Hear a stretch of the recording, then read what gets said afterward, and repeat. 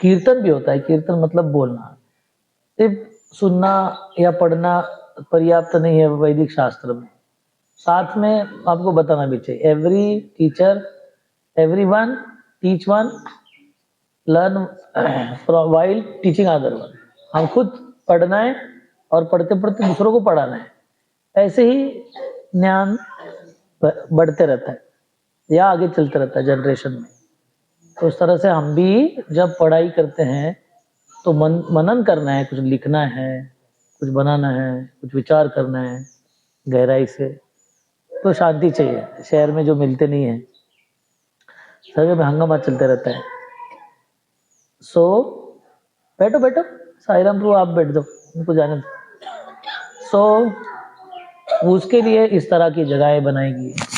और हमारे शास्त्र बहुत अच्छे से बताते हैं कि हमारे आध्यात्मिक केंद्र जो है, हर्षद प्रभु अक्षय प्रभु को भेजो ना, Akshay Prabhu and his brother.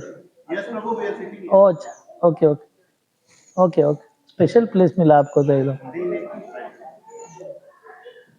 हाँ, तो हमारे सारे आध्यात्मिक जगह है ना, वो उधर घंटी बजाओ, हल्दी कुंकू फेंको, तेल डालो उसके ऊपर और माथा टेको भाग जाओ, इसके लिए नहीं है। इतना छोटा काम नहीं है, उसके लिए भी है, वो भी करना है, जरूर आवश्यक कार्य है, मगर ये नहीं कि सिर्फ उतना करो बात कुछ नहीं। ये सारे के सारे हमारे आध्यात्मिक केंद्र जो थे वो शिक्षण का भाग थे। शिक्षण, आध्यात्मिक शिक्षण है, spiritual education. all the spiritual places, temples are connected with the shastras।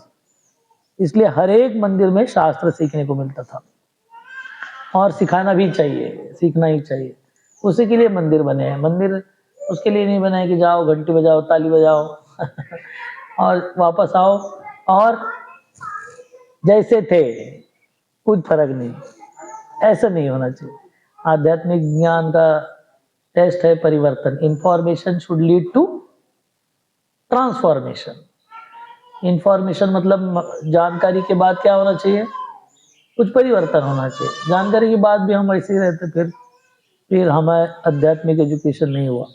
इसलिए यह बहुत महत्वपूर्ण जगह है सारी। तो हम आज भी कुछ सीखना चाहेंगे, जरूर सीखना चाहेंगे हम लोग। तो हमारे शास्त्र के उद्देश्यों को सीखना चाहेंगे। आज हमने बोला जैसे कि हमारा दुनिया तो सेलिब्रेट करती है अलग अलग प्रकार से वैलेंटाइन डे, मगर हमारे शास्त्र जो है, आप ईस्टर्न शास्त्र लीजिए, वेस्टर्न शास्त्र लीजिए, वो बोलते हैं जीवन का उद्देश्य क्या है। क्या है जीवन का उद्देश्य? कोई आके आपको बोला कि जीवन का उद्देश्य क्या है, क्या बताएंगे आप उनको? आपकी जीवन का उद्देश्य क्या है मैडम, सर? आगे कोई आपको, आज तक वालों ने पूछा, माइक रखा आपके आगे, सर आपके जीवन का उद्देश्य क्या है? परमात्मा की प्राप्ति करना। प्राप्ति करने के बाद क्या करेंगे? Happy for ever. और बराबर है आपका मतलब, उसको हम भगवदगीता के श्लोकों से वो करेंगे, सपोर्ट करके। और क्या है, कुछ है उद्देश्य? यही उद्देश्य है, किसी का और कोई उद्देश्य नहीं है। मानव सेवा, मानव सेवा करना है, लोगों की सेवा करना है। इनकी सेवा करनी है आपको। कौन से प्रकार के मानवों की सेवा करनी है?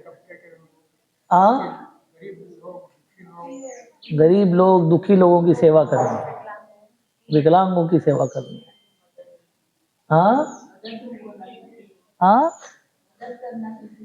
मदद करना किसी को, यस, ये भी सेवा होनी चाहिए।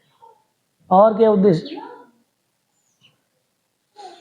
तो हमारे शास्त्र में बहुत अच्छे से बताया कि परमात्मा की प्राप्ति करना है, और परमात्मा की प्राप्ति करने के बाद क्या करना है, वो भी, उसका भी उत्तर हमारे शास्त्र बताते हैं। प्राप्त करने के बाद क्या करना है? शांति। ओम शांति शांति। परमात्मा आप भी शांति रखो, हम भी शांति रखेंगे। प्रोसेस, हमारी आध्यात्मिक प्रोसेस जो है वो डायनेमिक प्रोसेस है, स्टैटिक नहीं है। शांति शांति वाला, शांति नहीं, क्रांति क्रांति क्रांति। ओम क्रांति क्रांति क्रांति, ओम शांति शांति नहीं। तो देखो आप भगवान कृष्ण की लीलाओं को, भगवान श्री राम की लीलाओं को और बाकी सारे अवतार जो आते हैं, नरसिंह देव, वामन देव, क्या डायनेमिक्स चलता है उधर, है कि नहीं। हमने वराह द्वादशी के दिन भगवान वराह देव की कथा की थी। कितने भक्त थे वराह देव की कथा में? Remember somebody? नो? तो ये आध्यात्मिक जो प्रोसेस है वो क्रांतिकारी प्रोसेस है, शांति वाला नहीं है। और शांत उसमें उद्देश्य बताया गया है कि भगवान को प्रेम करना, प्रीति, माता जी बोल रहे थे भक्ति करना, यह उद्देश्य है, यह उद्देश्य है। प्रेम से भगवान की भक्ति करना यह उद्देश्य है। प्राप्ति करना उद्देश्य है। अभी किसी को प्राप्ति कर रहे हैं तो प्राप्ति करने के बाद क्या करेंगे, पूछना पड़ेगा ना। तो इसलिए प्राप्ति के बाद क्या करेंगे, सेवा करेंगे। हाँ, प्रेम से आदान प्रदान करेंगे, यह उद्देश्य है। उद्देश्य is this, goal of life is love for God. कितने लोग क्रिश्चियन स्कूल में पढ़े, कॉन्वेंट में, जीसस क्राइस्ट वाले स्कूल में? कोई नहीं पढ़े? ओह, बहुत भाग्यशाली है आप लोग। बच्चे पढ़ रहे हैं शायद। अच्छा, बच्चों को भी नहीं डाला? हाँ, डाली मत, नहीं डालना चाहिए। तो वो प्रार्थना करते हैं, oh God give me my daily bread. ये भगवान मुझे मेरी रोज की भाकरी, रोटी दे दो। अरे मांगना है तो लड्डू तो मांगो कम से कम, भाकरी पे कहाँ अटक गए। मगर हमारे शास्त्र बोलते हैं, अरे हम भगवान को क्या मांग रहे हो, जिसको मांग रहा है उसको दे रहा है कि नहीं भगवान? जिसको नहीं मांग रहा है उसको दे नहीं रहा है क्या? दे रहा है। जो भगवान को डांट रहा है उसको दे रहा है कि नहीं? दे रहा है। जो भगवान नहीं बोल रहा है उसको दे रहा है कि नहीं? तो मांगने की क्या जरूरत है? हमारे शास्त्र बोलते हैं हम भगवान को रोटी नहीं मांगेंगे, हम खाना बनाएंगे और भगवान को खिलाएंगे। ये और ऊपर वाला काम है। क्या मांगने क्या मांगने से क्या मिलता है? बिना मांगे इतना दे रहा है, मांगने की जरूरत नहीं है। जो दिया है उसको भगवान को अर्पण करके स्वीकार करना, यह सबसे ऊंचा एजुकेशन माना जाता है कि नहीं? मांगेंगे तो दे ही रहा है बेचारा, सबको ही दे रहा है, किसको नहीं दे रहा है? हाथी को मन भर और चींटी को कन भर, दोनों को मिलता है, किसी को नहीं मिलता है। वो हाथी दोनों जाके बोलता है, oh God give me my daily bread. 300 kilo खाता है एक दिन बेचारा, उसके बाद भी हम तो 300 किलो में साल भर निकल जाएगा। है कि नहीं? तो ये सबसे ठीक है, बोलना अच्छा है, भगवान के पास ही जाके बोल रहे, मगर सबसे ऊंचा पुरुषार्थ माना जाता है। भगवान भगवद गीता में आएंगे, उसको बताएंगे। आज भी बोल रहे थे वो, हमने बोला ना, तेषाम सतत युक्तानाम भजताम प्रीतिपूर्वकम भजन प्रीति, वो उद्देश्य है कि नहीं? तो हमने लास्ट क्लास में देखा था, अर्जुन जो है भगवान की तरफ से युद्ध कर रहे हैं। और कितने स्तर पे भक्ति करते हैं लोग? कितने स्तर होते हैं भक्ति करने के? पद्धति होती है चार। कौन से होते हैं? डर से, इच्छा से, हाँ, लास्ट वाला सीक्वेंस, कर्तव्य से, फिर प्रेम से। अर्जुन कौन से था? बीते डर के कर रहा था, प्रेम से कर रहा था। तो यह सिद्धांत हनुमान जी भगवान श्री राम की सेवा कर रहे हैं, भीति से कर रहे हैं, डर के कर रहे हैं। भगवान के बारे बरोबर भगवान डांटेंगे या पीटेंगे इसलिए कर रहे नहीं, इच्छा से कर रहे। कुछ चाहिए उनको, माल पानी नहीं चाहिए, दिया तो भी वो लेते नहीं थे। वो मोती का माला दिया तो तोड़ के देख रहे, भगवान है कि नहीं अंदर देख रहे, है कि नहीं? तो इस तरह से फिर कर्तव्य बुद्धि से कर रहे थे, मेरे लिए बहुत कुछ किया है, मैं भी थोड़ा करता हूँ, ऐसे कर रहे थे। कर्तव्य बुद्धि नहीं था, मगर भगवान के प्रेम करके करते। तो आप शबरी भगवान की सेवा करते हैं। जटायु सीता माई को बचाया, उन्होंने भीति से बचाया। मेरे को, मैं अगर बचाऊंगा नहीं तो राम जी मेरे को मार देंगे, उस भावना से सीता माता का सेवा किया उन्होंने नहीं। इच्छा से किया, कुछ चाहिए था उनको बदले में नहीं। कर्तव्य बुद्धि से किया नहीं, प्रेम से किया, प्रेम से किया। तो इसलिए वो हमने बोला कि हमारी जो पिकनिक है उसका रियल वैलेंटाइन से संबंध है। तो यह सबसे बड़ा सिद्धि माना जाता है। तो कौन सा सिद्धि? एक बार दुनिया में बहुत सारी सिद्धियां हैं, उसको अष्ट सिद्धि बोलते हैं। मतलब अनिमा, लघिमा, महिमा, प्राप्ति, ईशिता, वशिता, प्रकाम्या, इस तरह की सिद्धियां होती है। सिद्धि मतलब कि हाथ घुमाओ कुछ तो प्रोड्यूस करो। तो हाँ, सबसे एकदम लाइट होना, मतलब ये कपास का ये उड़ता रहता ना, ऐसा इतना छोटा बन सकते हैं, बहुत बड़ा बन सकते हैं, हेवी बन सकते हैं। पानी पे जो चलते हैं, सुना है आपने पानी पे चलने वाला? एक आदमी 40 साल हिमालय में तपस्या कर करके उसने सिद्धि प्राप्त की कि पानी पे चलेगा बोल के वो। फिर एक गांव में आया, नदी के किनारे गांव था, वो सभी गांव वालों को बुलाया, मैं पानी पे चलाऊंगा बोल के। सारा गांव देखने को आया, मगर गांव का एक बूढ़ा जो था, सबसे 50, 60, 70, 80 वाला, वो नहीं आया। मैं नहीं आने वाला। फिर बाद में सब लोगों ने बोला कि सबने देखा, बहुत तारीफ किया, वो नहीं आया। वो पानी पे चलने वाला जाके उनको पूछा, क्यों नहीं आए आप? बोला कि क्या करते हो तुम? बोला मैं पानी पे चलता हूँ, I walk on the water. बोले कितना? ये तो 50 पैसे का सिद्धि है, इसके लिए 40 साल बर्बाद किया तुमने। You will wasted 40 years of your valuable life to get 40 rupees of 50 पैसा का सिद्धि प्राप्त किया, और ना वाले को 50 पैसे दिए, तो उधर से यहाँ से वहां लेके जाता है वो। इतना ही तो काम है, उतने के लिए 40 साल बर्बाद किया, क्या waste of time, no use. तो हमारे शास्त्र बोलते हैं कि इस तरह की सिद्धियों का कुछ फायदा नहीं होता है। इसलिए फिर उद्देश्य क्या है? यह उद्देश्य है हमारा भगवान के साथ का जो टूटा हुआ संबंध है उसको जोड़ना, और जोड़ के शांति शांति नहीं करना। हम संबंध स्थापित करते हैं, मतलब एक लड़के का एक लड़की के साथ विवाह होता है, फिर उसके बाद शांति शांति हो जाएगा, तुम शांति बैठो मैं शांति बैठता हूँ, नहीं। हाँ, वो परिवार की सेवा करते हैं, बिजनेस करते हैं, और कुछ करते हैं। तो रिलेशनशिप जो है, संबंध जो है, वो डायनेमिक होता है, शांति वाला नहीं होता है, किधर भी नहीं होता है शांति वाला संबंध। तो इसे भगवान के प्रेम को प्राप्त करना, भगवान को प्राप्त करना, तो प्राप्त करने के बाद उनकी सेवा करना, यह मनुष्य जीवन का उद्देश्य है। बार बार इसको बताया गया है।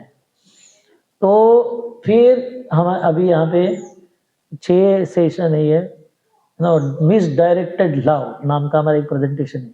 2-4 घंटा लगता है उसको प्रेजेंट करने के लिए, आज मैं पूरा करूंगा नहीं।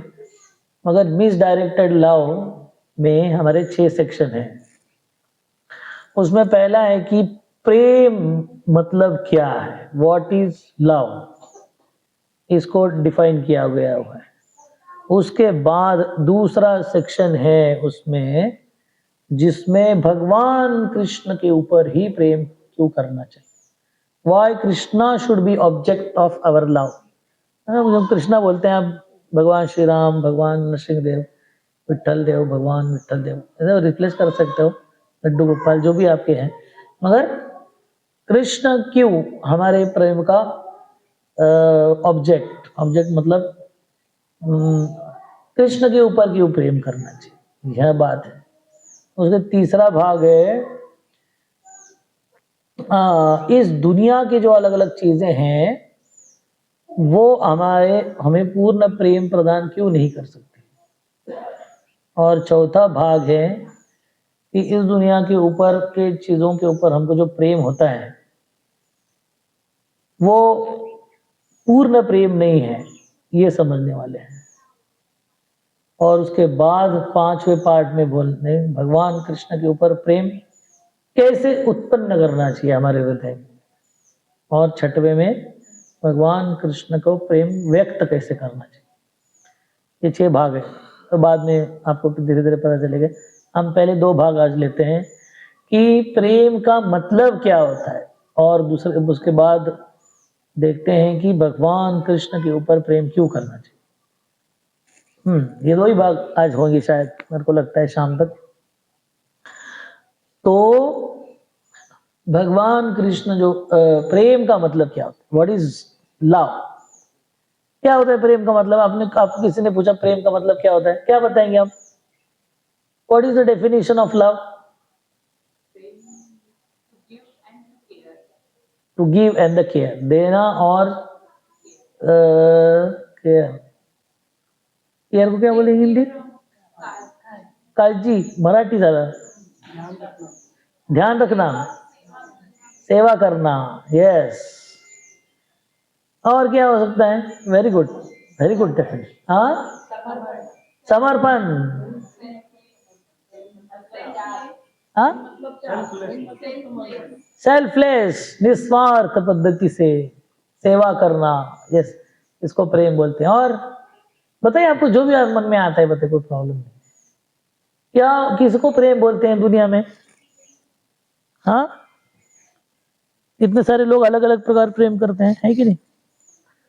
तो हमारे शास्त्र प्रेम की व्याख्या देते हैं, बहुत सिंपल व्याख्या देते हैं। बंगाली में व्याख्या दी हुई है, उसके संस्कृत श्लोक भी है, मगर चैतन्य चरितामृत नाम का एक ग्रंथ है। आत्मेन्द्रिय प्रीति वांछा तारे बलि काम, कृष्णेन्द्रिय प्रीति वांछा धरे प्रेम नाम।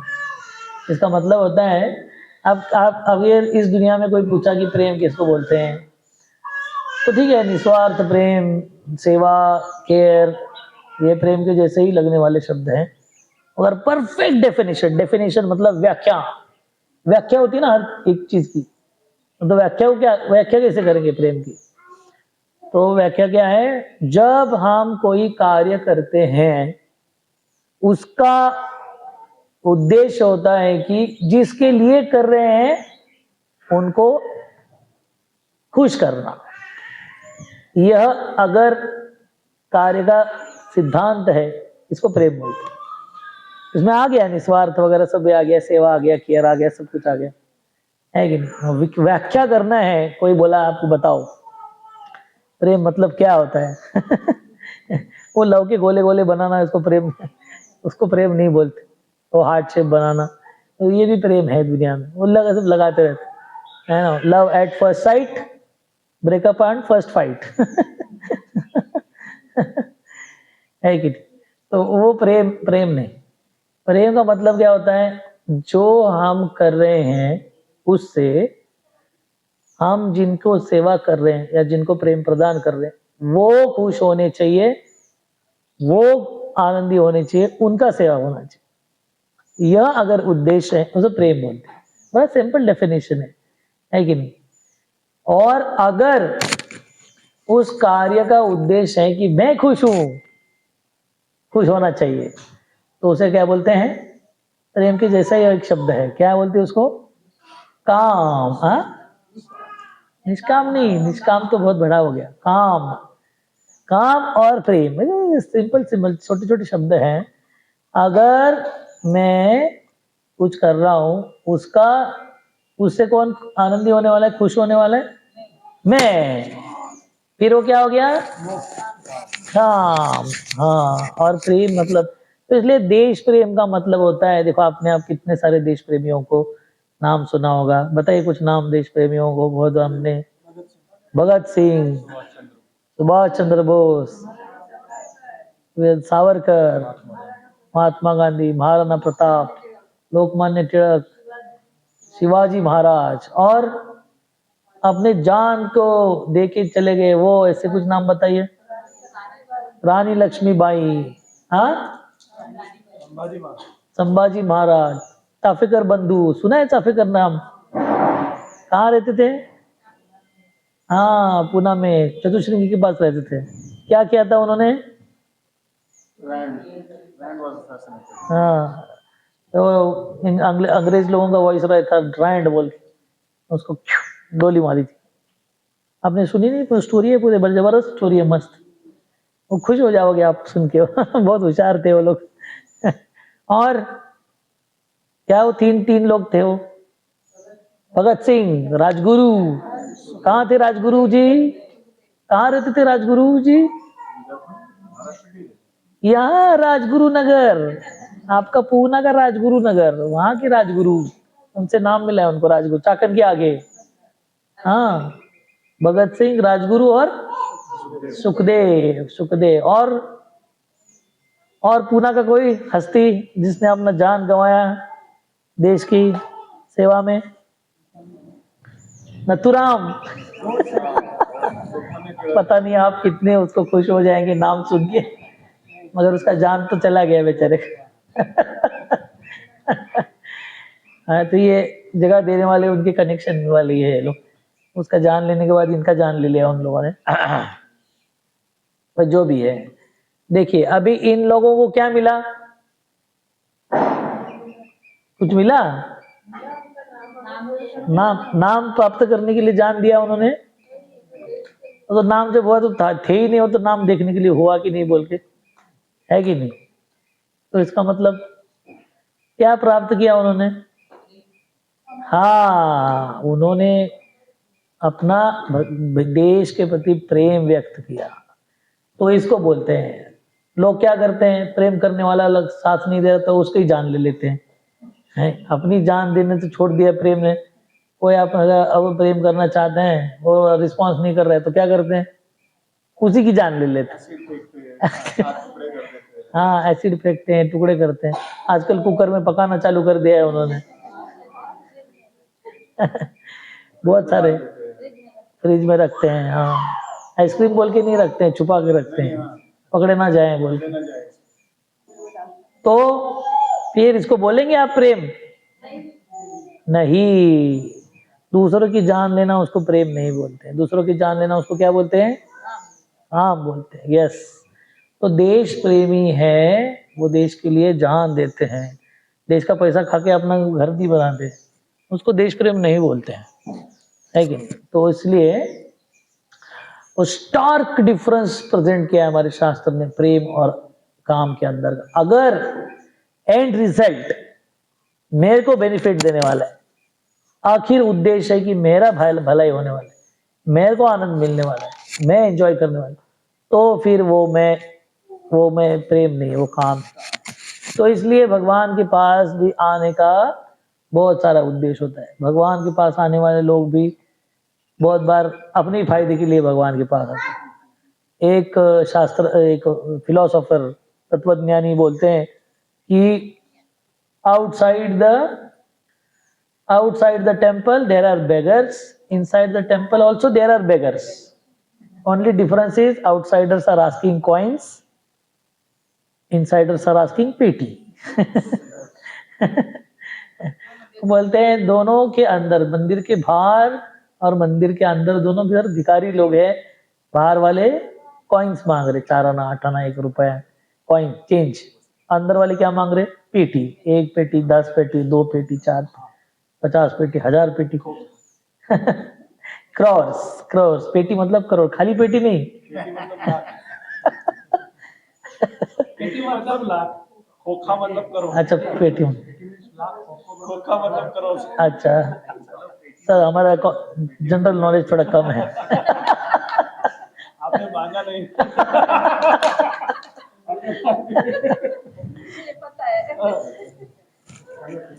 तो हमारे ऐसा नहीं है कि हम कुछ ये कोई एक संस्था का तत्वज्ञान है, नहीं। हाँ, अभी बाहर भी तुकाराम महाराज गाते हैं, क्या गाते हैं? न लगे मुक्ति धन संपदा, संत संग दे सदा। सुना है ना आपने ये?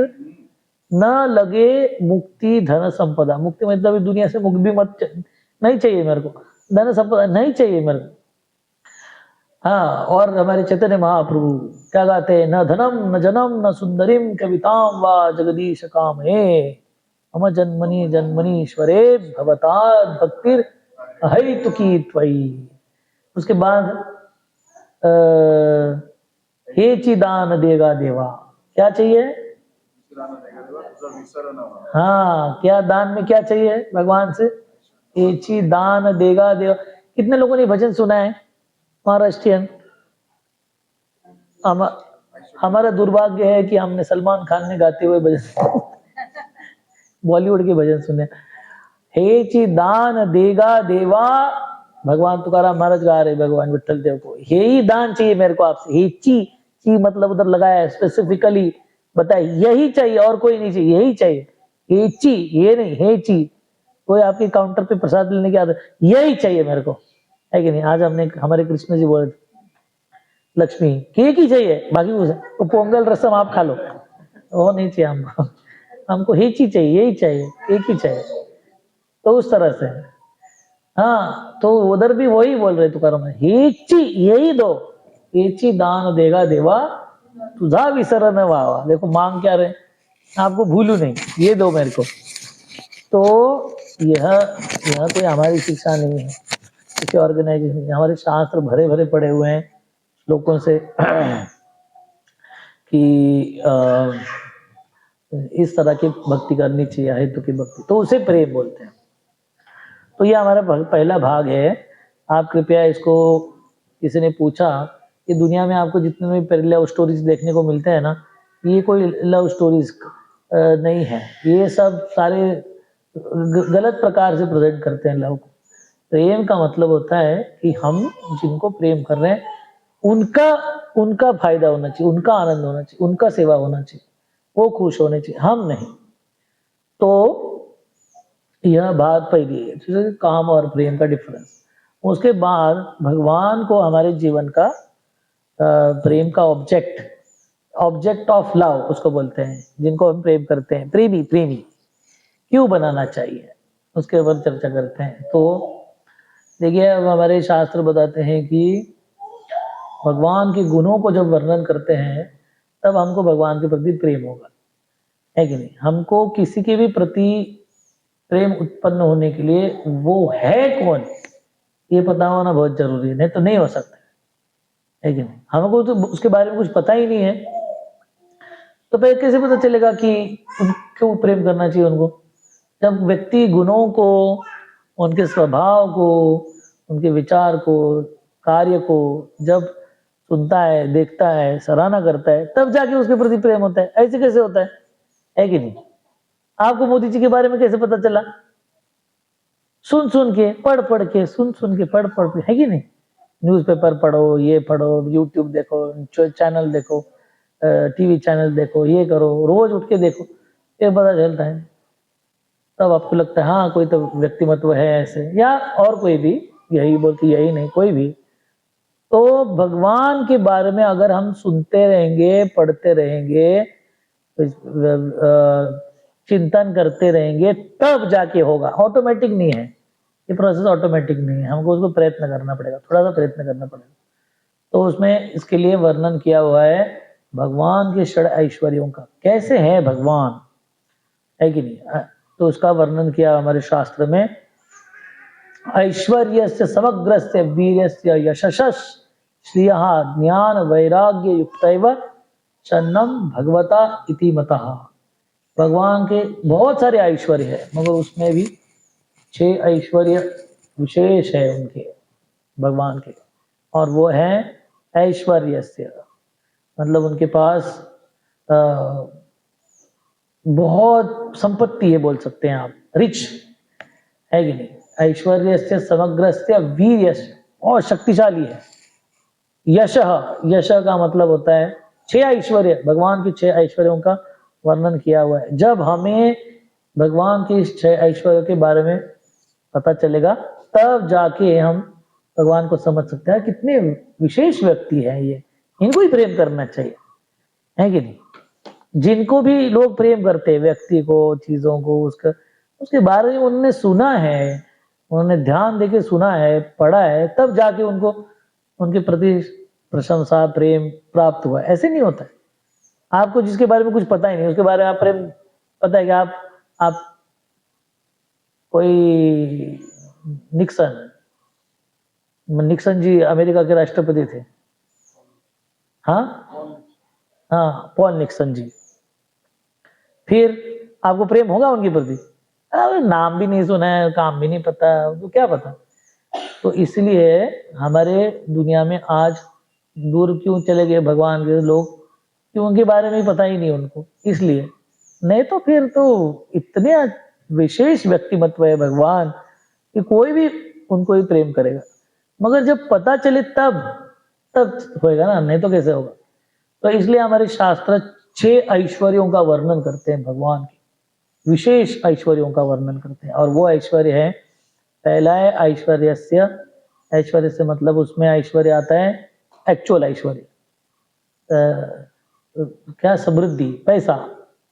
ऐश्वर्यस्य समग्रस्य, समग्र मतलब सब कुछ, सारी दुनिया का पैसा भगवान के पास।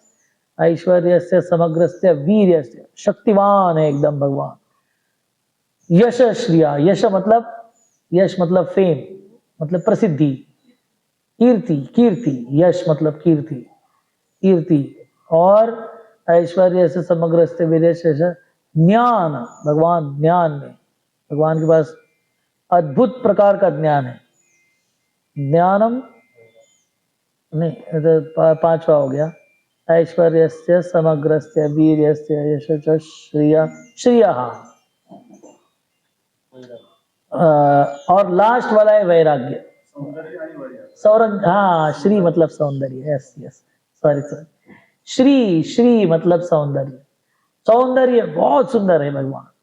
और चौथा है ज्ञान, फिर उसके बाद आता है लास्ट वाला वैराग्य। वैराग्य मतलब निस्वार्थ भाव है उनके अंदर भरा पड़ा हुआ है। यह 6 ऐश्वर्य से भगवान भरे हुए हैं। कौन से 6 ऐश्वर्य है? रिचनेस, समृद्धि, पैसा। उसके बाद वीर्य मतलब शक्तिवान है, वीर है, वीर। उसके बाद यश, कीर्ति। उसके बाद ज्ञान। उसके बाद श्री, सौंदर्य। और लास्ट वाला वैराग्य, यस। इन 6 गुणों से षडैश्वर्य पूर्ण भगवान, ऐसे वर्णन किया हुआ है उसका। और एक एक का वर्णन करते हैं हमारे शास्त्रकार, इतना सुंदर तरीके से भगवान को वर्णन करते हैं कि पहले श्रीमंती का वर्णन करते हैं, ऐश्वर्य का वर्णन करते हैं, भगवान के ऐश्वर्य। कि दुनिया के लोग बोलते हैं मैं लखपति हूँ, करोड़पति हूँ, अरबपति हूँ, खरबपति हूँ। मगर कोई बोल सकता है कि मैं लक्ष्मीपति हूँ बोल के? वो कोई नहीं बोल सकता है, वो रिजर्व्ड है ऑलरेडी। वो भगवान विष्णु के पास ही है। दुनिया की सारी संपत्ति, देखने वाली नहीं देखने वाली सारी संपत्ति के मालक कौन है? हमारी संपत्ति का क्या होता है पता है? एक के नाम से दूसरे के नाम पे ट्रांसफर होती रहती है विल के द्वारा। नहीं तो कोई झपट के लेता है, नहीं विल नहीं बनी है तो कोई खींच लेता है। मगर हमारी संपत्ति कैसी है पता है? हमारी संपत्ति ट्रांसफरेबल है। हाँ, चल चल चल। सब ट्रांसफर होते रहता है, घर ट्रांसफर होता है, पैसा ट्रांसफर, बैंक बैलेंस ट्रांसफर होता है, सोना ट्रांसफर होता है, सब ट्रांसफर होता है। हमारा संपत्ति जो है वो ट्रांसफरेबल है। भगवान लक्ष्मीपति है, वो ट्रांसफरेबल वाला नहीं है। भगवान की सारी संपत्ति है, हम उसके केयर टेकर हैं। हाँ, जैसे कैशियर रखता है, हमारा संपत्ति रखता है, उसके बैंक की संपत्ति उसके पास रहती है, मगर वो रहता है बस, आज है तो है, कल दूसरे के पास रहेगी, ऐसा। तो इस तरह से भगवान लक्ष्मीपति है। तो उसका उदाहरण देते हुए है हमारे शास्त्रकार बोलते हैं, भगवान श्री कृष्ण ने एक राजा था, उसने दुनिया के सारे अलग अलग खूबसूरत रानियों को पकड़ के रखा था, भौमासुर उसका नाम था। तो भगवान ने उसको मार दिया। फिर उन्होंने बोला कि आपको हम मुक्त कर रहे, जाओ अपने अपने घर पे। तो बोले नहीं, हम गंगा जा रहे हैं सब लोग, कुंभ मेला में नहीं। बोले आत्महत्या करने जा रहे हैं हम लोग। भगवान बोले हमारे घर वाले नहीं लेने वाले, अभी हम लोग ऊपर ऊपर चले जाएंगे हम। भगवान बोले और कोई सोल्यूशन है क्या आपके पास, मतलब और कोई आपके पास रास्ता है? तो भगवान वो बोलती है ठीक है आप शादी कर लो हमसे। भगवान बोलते ठीक है, कोई प्रॉब्लम नहीं। तो बाद में 16,000 रानियों के साथ भगवान कृष्ण ने विवाह किया। तो हमारे शास्त्रकार बोलते हैं 16,000 रानियों के साथ विवाह करने के बाद उनको बॉम्बे के चाल में नहीं रखा है, 1 BHK 1 RK जो भी है तो 1 रूम स्टूडियो फ्लैट। आजकल स्टूडियो फ्लैट आता है, एक रूम रहती है, साइड में बाथरूम टॉयलेट रहता है, उतना ही बस। उसको स्टूडियो फ्लैट बोलते। बोलते ऐसा नहीं रखा था। द्वारका का वर्णन आता है, द्वारका का वर्णन आता है, हर एक रानी के लिए एक बहुत बड़ा महल था। ये कोई आख्यायिका नहीं है, जैसे इधर जाते लोग बोलते हैं किसने देखा है, किसने देखा है कि नहीं। और दुनिया बॉम्ब स्पॉट में आई बोले तो फिर नहीं पूछते किसने देखा है, बोलते हाँ आ गई आ गई। नहीं नहीं, ये सच्चाई है। तो वहां पे भगवान ने 16,108 महल बनाए और फिर उस महलों का वर्णन किया गया है। हमारे भागवतम में वर्णन है उसका, महलों का वर्णन है। ऐसे महल थे वो पत्थर जो है वो मिलता भी नहीं आजकल, ऐसे पत्थर बने हुए हैं। और लाल या नीला या हरे कलर का स्टोन हम जो उसमें डालते हैं ना अंगूठी में, उस पत्थर के क्या बोलते हैं उसको? पाचू। हाँ, पन्ना। हाँ, नीलम, वो सब। हाँ, वो अंगूठी में रहता है ना वो पोखराज। उसके पिलर बने हुए थे घर के। पिलर का मतलब खंबे, खंबे। उसके खंबे बने हुए थे।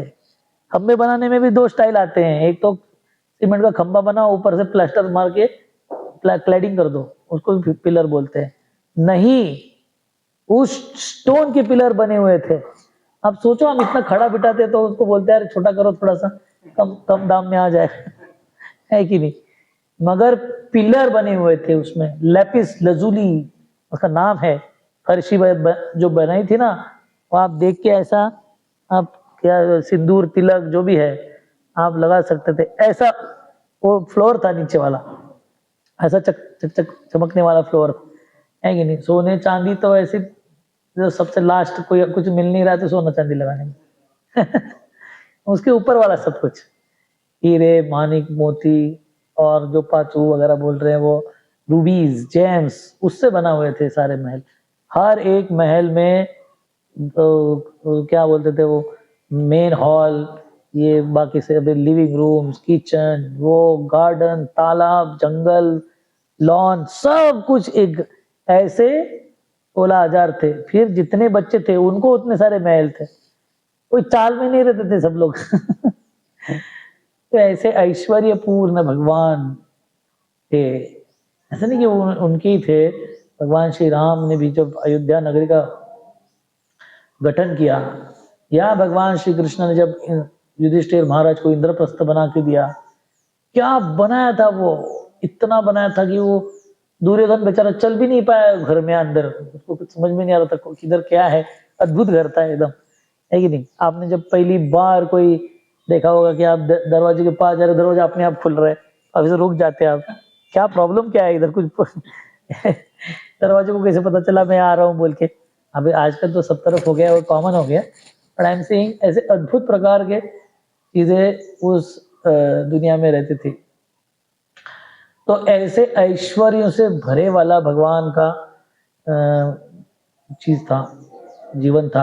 आपको अभी भी आश्चर्य होगा, जगन्नाथपुरी में जब जगन्नाथ भगवान रथ में बैठ के जाते हैं और वापस जब आते हैं ना, उसके बाद एक विशेष उत्सव होता है आने के, जिस दिन वापस आते हैं उस दिन। सुना है आपने कुछ उसके बारे में? उसको सुनावेश बोलते हैं, सुनावेश। सुनावेश सुना है आपने? सुनावेश, उसमें भगवान जगन्नाथ बलदेव सुभद्रा महारानी को रथ के ऊपर, रोड के ऊपर मतलब रथ के ऊपर अलग अलग सोने के अलंकारों से सुशोभित किया जाता है। कितना सोना लगाते होंगे वो लोग, बोलिए कुछ? 100 किलो सोने का आभूषण ऐसे बाहर लगाते रास्ते पे। इतने बड़े बड़े भगवान जगन्नाथ जी कितने बड़े हैं, उनके हाथ में ये, कान में ऊपर वो मुकुट होता है। अभी देखिए क्या ऐश्वर्य है, बहुत घोर 2025 का कलयुग चल रहा है, उसके बाद इतना ऐश्वर्य है उनके पास, है कि नहीं। और आपने सुना होगा शायद, पता नहीं मेरे को, या अनंत पद्मनाभ जो तिरुवनंतपुरम में है, केरला की जो कैपिटल सिटी है ना, वही है ना तिरुवनंतपुरम ना? यस। तो उन पद्मनाभ स्वामी, यस, आपको लेके जाने की इच्छा है हमको वहां पे। बहुत सुंदर मंदिर है एकदम विशेष, ब्यूटीफुल टेम्पल। कितने लोग गए अनंत पद्मनाभ का दर्शन किए हुए हैं? एक दो न, नीचे कौन है? अच्छा, यू वेंट, 3 ज्यादा नहीं, 4-5 भक्त गए, ज्यादा नहीं गए। हाँ, धोती पहन के। तो उनके नीचे 7 मंजिली वहां पे स्टोर हाउस है नीचे, 7 माले नीचे स्टोर हाउस है, 7 मालों का स्टोर हाउस। पहला माला खोला उन्होंने और जब सोना गिना उन्होंने तो 10-15 देश का मिलके जितना सोना नहीं होता है उनको फर्स्ट फ्लोर पे मिला उनको। और उन्होंने बोला कि कुछ तो 200-400 किलो सोना मिला उनको उधर। तो उन्होंने बोला कि पहले फ्लोर पे इतना है तो नीचे और भी ज्यादा होगा, है कि नहीं? और फिर वहां पे केस चला बहुत देर तक कि पीछे वाले पीछे फ्लोर खोलने के लिए हमको परमिशन दे दो, मगर ऐसा चक्कर चला है पद्मनाभ जी ने कि बेचारा नीचे कोई जा ही नहीं पाया, मगर है उधर। तो हमारे भगवान जब मूर्तियों के रूप में मंदिरों में है तो इतने ऐश्वर्य उनके पास। तो आप सोच सकते हैं भगवान जब इस दुनिया में रहते थे तब क्या ऐश्वर्य होगा। तो ऐसे ऐश्वर्यवान यहाँ के लोग जब ऐश्वर्यवान होते हैं, ऊपर जाते हैं फिर नीचे आते हैं, फिर ऊपर जाते हैं फिर नीचे आते हैं, कभी शेयर मार्केट पे ऊपर चढ़ता है, उनका शेयर तो बहुत कमा लेते हैं, फिर गिरता है तो ऐसा गिरता है कि बेचारा कोई बचा नहीं पाता है उसको गिरने से। ऐसे वाले भगवान शेयर मार्केट वाले ऊपर नीचे नहीं जाते हैं। वो सदैव लक्ष्मीपति है, वो उनका कुछ कमी नहीं पड़ता। इसलिए अब हमने जो श्लोक पढ़ा ना लास्ट वाला, यत्र योगेश्वर कृष्णो यत्र पार्थो धनुर्धरा तत्र श्री विजयो भूति। भूति का मतलब होता है ऐश्वर्य अलग अलग प्रकार के, और श्री का मतलब पैसा। तो सारा चीज वहीं आएगा। इसलिए हमारे बालाजी को, अब तिरुपति बालाजी को देख सकते हो, इतना पैसा होता है, इतने सारे पैसे, है कि नहीं? तो इस तरह से भगवान ऐश्वर्य पूर्ण है। और ऐसा नहीं कि सिर्फ खुद ही ऐश्वर्य पूर्ण है, जो भी उनकी सेवा करता है उनको भी ऐश्वर्य प्रदान करते हैं। विभीषण को, रावण को मार दिया भगवान ने, फिर राजा किसको बनाया? विभीषण को बनाया। और भगवान कृष्ण ने कितने सारे राजाओं को मारा था, उनका फिर बाद में नेक्स्ट राजा कौन बना? उनके लड़के बनते थे। जरासंध को मारा, जरासंध के बच्चे को राजा बनाया, काशीराज को मारा, काशीराज के राज्य बनाया, शिशुपाल, दंतवक्त्र, सबको मारा उन्होंने, राक्षसों को। मगर उनके बच्चों को बिठा दिया उधर चेयर पे, बोला जाओ बेटा बैठो, हमारे पास नहीं लेने वाले। तो दूसरों को भी ऐश्वर्य प्रदान करते हैं भगवान, सिर्फ खुद ही नहीं ऐश्वर्यवान है। तो ऐसे विशेष ऐश्वर्य होने वाले व्यक्ति को देखना चाहिए। और जहां पे भी भगवान की सेवा हो रही है वहां अपने आप ऐश्वर्य प्रदान हो जाते हैं। तो लिखा हुआ है हमारे शास्त्र में, जयति ते धिकम जन्मना व्रजाश्रयत इंदिरा शाश्वत रही। अगर किसी को शाश्वत रूप से ऐश्वर्य में जीवन जीना है तो क्या करना चाहिए उसको पता है? भगवान की भक्ति करनी चाहिए। एक एनालिसिस करते हैं, रावण को जो लंका मिली थी ना, सोने की लंका थी वो, इसलिए सोने की थी इसलिए उसको बहुत पसंद आती थी वो। तो रावण को सोने की लंका प्राप्त करने के लिए क्या करना पड़ा? क्या किया था रावण ने? हाँ नहीं, भक्ति किसकी की थी उसने? भक्ति को नहीं, क्या किया था उसने? तपश्चर्या की थी। क्या किया था तपश्चर्या में? हाँ, वो अपना शरीर का भाग तोड़ तोड़ के, इतना तपश्चर्या, इतना यज्ञ किया उसने कि अपने शरीर का भाग तोड़ के डालता था, फिर अपना सर काट के अंदर डालता था अग्निकुंड में। इतना भयंकर तपश्चर्या करता। फिर लास्ट में जो है उसने क्या बोला, 9 तो काट दिया उसने, कुछ बचा नहीं। फिर भी शिव जी आए नहीं, बोले ये बदमाश है, इसके पास जाऊंगा तो फालतू में कुछ तो मांग लेगा और मेरे को देना पड़ेगा, मैं नहीं जाने वाला। चाह नहीं रहे थे। फिर उसने बहुत देखा, बहुत ट्राई किया, कुछ नहीं हुआ। बोले अभी हो गया, अभी लास्ट वाला भी काट के डालने वाला हूँ।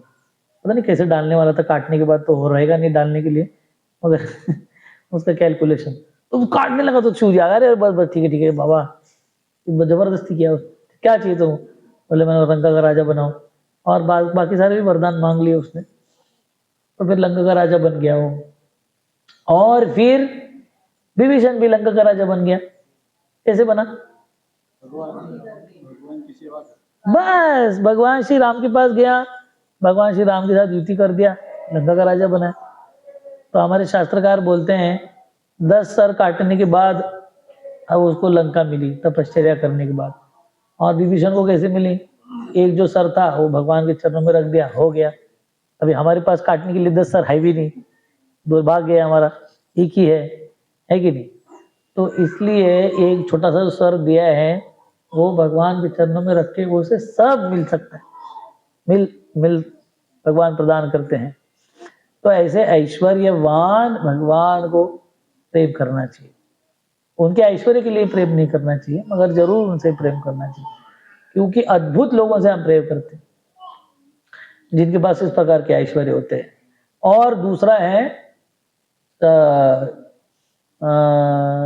ऐश्वर्यस्य समग्रस्य वीर शक्तिमान, क्या शक्ति है भगवान की, है कि नहीं? हम ब्रूस ली और वो क्या है दूसरा, कुंफू वाला जैकी चैन, और दूसरा वाला ना बॉक्सर, क्या नाम था उसका, अली, मोहम्मद अली। इन शक्ति वाले लोगों को देखा है हमने, और क्या लोग प्रशंसा करते हैं उनकी शक्ति की। जब भगवान कृष्ण, भगवान श्री राम की शक्ति को कोई देखता है ना, तब जाके पता चलता है कि क्या शक्ति होती है। उसमें लिखा हुआ है वाली का भाई था, कौन था वाली का भाई? सुग्रीव। तो सुग्रीव को भगवान श्री राम ने बोला कि देखो तुम्हारी मैं मदद करता हूँ, वाली से मैं तुमको राज्य प्राप्त करके देता हूँ। सुग्रीव को लगा छोड़ो, क्या है, आपसे कुछ नहीं होने वाला। वो बोला अरे किसी को ऊपर भरोसा रखना है तो आप उसके लगना चाहिए ना। तो भगवान राम को पता चल गया, अरे बॉडी लैंग्वेज हमको भी पता चलती है ना कि विश्वास नहीं रख रहा है बोल के। तो भगवान श्री राम ने बोला क्या करना पड़ेगा मेरे को तुमको विश्वास रखने के लिए? तो उसने बोला कि वाली जो है ना, वो अपना बाण से एक तीर मारता है, तो ये कभी पहले वटवृक्ष होते थे इतने बड़े, मतलब आप ऐसा करोगे तो भी नहीं आएंगे हाथ में, 4 लोग पकड़ेंगे तब जाके एक वटवृक्ष बनता है। देखा होगा आपने कई कई जगह पे, हमारे गेट पे लगा हुआ है, बहुत बड़ा है, ह्यूज, एकदम गेट पे। तो मतलब एक बाण में वो मारते थे ना, यहाँ से बाण निकल के बाहर निकलता दूसरे साइड से, ऐसा बाण निकलता नहीं, यहाँ से फंस जाता है, बाहर निकलता नहीं, बोले एक मार तो दूसरे साइड से निकलता था। तो भगवान श्री राम ने बाण लिया, मारा उन्होंने, क्या हुआ पता है? 7 क्रॉस करके गया वो, पहला, दूसरा, तीसरा। तो सुग्रीव को लगा बाप रे, हाँ मान लेना पड़ेगा। फिर उसमें एक राक्षस था, क्या नाम था उसका, कुछ तो नाम था भयंकर, पहाड़ की तरह बड़ा राक्षस था वो। तो उसको वाली ने मारा था। उसने भगवान श्री राम को बोला ये जो है उसका स्केलेटन पड़ा हुआ था, स्केलेटन मतलब पूरा कंकाल कंकाल कंकाल पड़ा हुआ था वहां पे। बोले इसको हिलाएंगे ना आप तो फिर मैं मान जाऊंगा। सुग्रीव ने भगवान श्री राम को बोला, तो राम जी ने क्या किया पता है? अपना जो अंगूठा होता है ना, उसका जो आंखें नख होता है छोटा सा आगे वाला, उसको नख को ऐसा कर दिया उस, वो हवा में उड़ा उड़ा उड़ा दूर, कोसों दूर जाके गिरा वो, तब जाके सुग्रीव को फिर मान गया। सुग्रीव ने हाँ मान लिया, अभी आप, मेरे को लग रहा है आप वाली को कर सकते हो आप कुछ तो। और फिर उसके बाद आता है सबसे महत्वपूर्ण चीज, भगवान श्री राम को जब विभीषण मिलने आते हैं ना, तो भगवान श्री राम क्या करते हैं, आदर्श राजा थे तो दूसरों का सजेशन लेते थे। कुछ राजा रहते थे अपना निर्णय लेते हैं और कुछ भी करते रहते हैं, उनको मंत्रियों को चमचे बना के रखते हैं, तो उनको कुछ बोलना नहीं होता। मगर भगवान श्री राम ऐसे नहीं थे। तो उन्होंने उनको पूछा अपने मंत्रियों को कि इनको लेना है हमारे साथ कि नहीं लेना है? तो उसमें उत्तर में कुछ कुछ मंत्री लोग बोलते हैं नहीं नहीं नहीं लेना चाहिए, नहीं लेना चाहिए, वो हमारे यहाँ से फोटो निकाल के रावण को भेज देगा, है कि नहीं?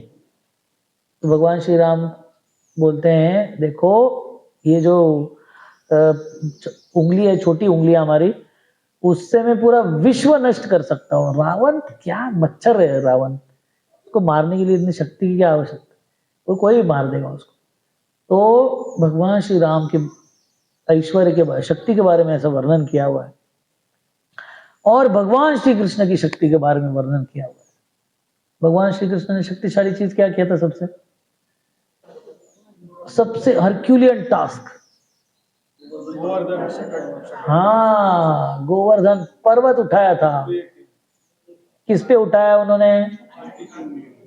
हाँ, छोटी उंगली, लेफ्ट हैंड की छोटी उंगली के नाखून के ऊपर उठाया था। राइट। हम पूरे हाथ में भी नहीं उठा पाएंगे और दोनों हाथ लगाएंगे तो भी उठा नहीं पाएंगे। और कितना दिन उठाया? 7 दिन उठाया। देखो एमआरएफ टायर वाला आपको देखने को मिलता है ना, ऐसा ऐसा लग पकड़ता है, ऐसे लगता है मार रहा है उसको कोई तो पकड़ के, है कि नहीं? और वेट लिफ्टिंग वालों को देखा है आपने? कर बड़ा जोर लगा दे ऊपर, और जब 2 सेकंड 3 सेकंड रखते जब तक फोटो निकलती है, बोले सबने देख लिया उठाया मैंने, धाम करके फेंक देता है तो है कि नहीं? तो इस तरह से नहीं भगवान पकड़ के ऐसा ऐसा हो रहा था, ऐसा ऐसा हो रहा था, नहीं, उन्होंने पकड़ के अच्छे से रखा हुआ था उसको। तो ऐसे शक्तिशाली हो तो क्या, वो भी कुछ भी नहीं है। हमारे शास्त्रकार बोलते हैं कि जो पृथ्वी घूम रही है ना, कभी कभी लोगों को लगता है कि ऐसे कैसे हो सकता है कि भगवान ने वो गोवर्धन पर्वत कैसे उठाया। बोले उतना अविश्वास भी नहीं रखते, पता नहीं हुआ है कि नहीं हुआ है। इतने सारे लोग रहते बोलने वाले ऐसे, मगर हमारे शास्त्रकार बोलते हैं अरे वो छोड़ो, ये पृथ्वी जो घूम रही है इसका वेट कितना है, हवा में घूम रही है, तो कंट्रोल किसके अंदर रखा है? जैसे बिना कंट्रोल का ज्यादा इधर उधर इधर घिस जाके किधर भी फूट फाड़ के फूट जा देती है आगे तक, है कि नहीं? तो कंट्रोल में चलाया जा रहा है, किसी की शक्ति के द्वारा चलाया जा रहा है, तो हम तो नहीं कंट्रोल कर सकते उसको। हवा का में जो कॉटन कॉटन मतलब कपास का उड़ते रहता है ना, वो उस तरह से पृथ्वी हवा में उड़ रही है और उसको भगवान ने बहुत अच्छे से कंट्रोल करके रखा। तो ऐसे शक्तिवान भगवान है, वो हमारा संरक्षण कर सकते हैं, इसके ऊपर कभी सुग्रीव की तरह डाउट नहीं आना चाहिए, कर ही सकते हैं, उसमें कोई शंका ही नहीं है। राखी कृष्ण क्या बोलते हैं गुजराती लोग? राखी कृष्ण राम राखी, आप राखे तने कौन सा हाँ राम राखी तना कौन सा, ऐसा। राखे कृष्णा मारे कोय मारे कृष्णा राखे कोय हाँ,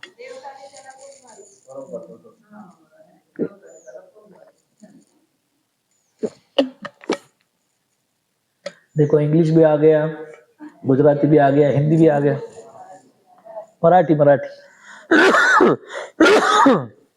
मगर ये स्लोगन गाने के लिए नहीं है, विश्वास डेवलप करने के लिए। एक दिन में नहीं होता है वो, मगर धीरे धीरे करके डेवलप करना चाहिए।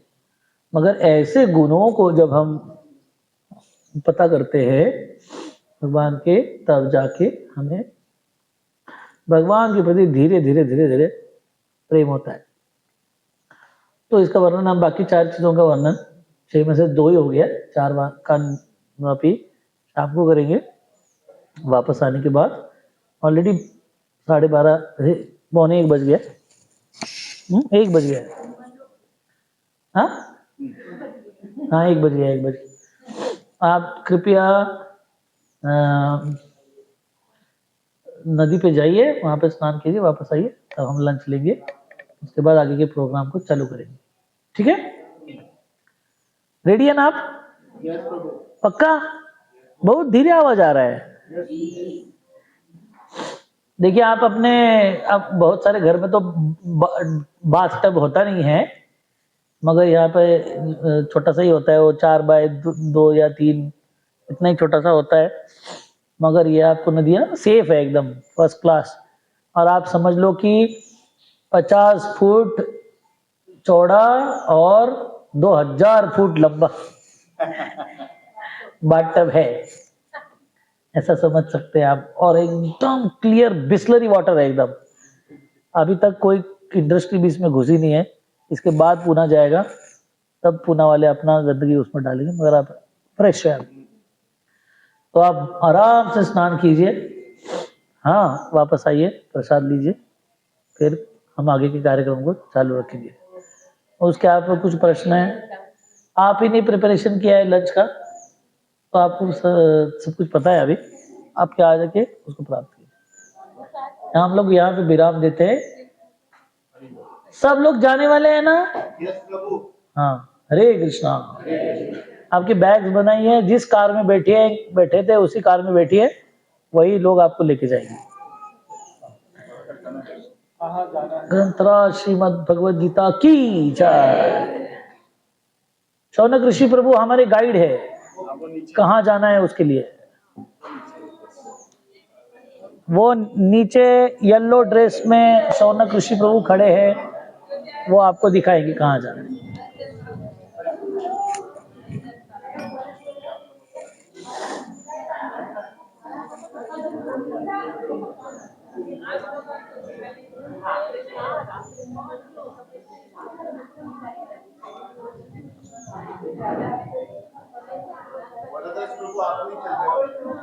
अरे प्रभु, बड़ा मुश्किल है। शौनक ऋषि प्रभु इसीलिए आ रहे हैं, कृपया थोड्या वेळानंतर शौनक ऋषि प्रभु इसीलिए आ रहे हैं। आपके द्वारा और मेरे को है ना, very strong instructions are given by doctor, I can not go in sunlight. अच्छा, और दुर्भाग्यवश झाड़ के नदी के ऊपर झाड़ नहीं है। और सनलाइट भी काफी तेज है दोपहर तक। नहीं, एक सेकंड के लिए भी नहीं। मैं तो रिस्क लेके थोड़ा थोड़ा कभी घूमते रहता हूँ, but otherwise I am not allowed. No problem skin is susceptible to cancer because of sunlight.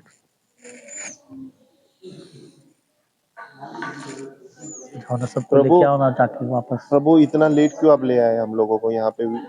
मतलब now definitely will be coming again and again. क्या बात कर रहे थे? पहला पिकनिक इधर ही हुआ था।